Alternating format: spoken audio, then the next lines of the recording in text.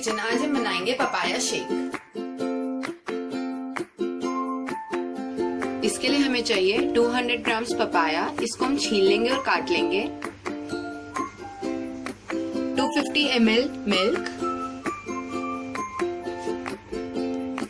2 tablespoon powdered sugar, crushed almonds.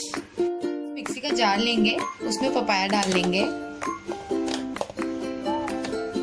अब इसमें हम पाउडर्ड शुगर डालेंगे, मिल्क डालेंगे और इसको ग्राइंड कर लेंगे। पपाया शेक रेडी हो गया। अब हम इसको सर्व करेंगे। मैंने शेक को ग्लास में डाल दिया है।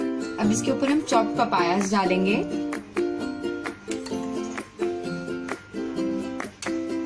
अब इसके ऊपर हम आलमंड्स डालेंगे।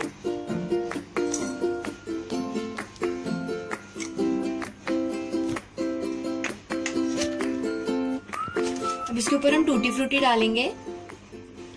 पपाया शेक रेडी है। पपाया शेक रेडी हो गया है। आप इसको जरूर ट्राई करें, ये बहुत टेस्टी है।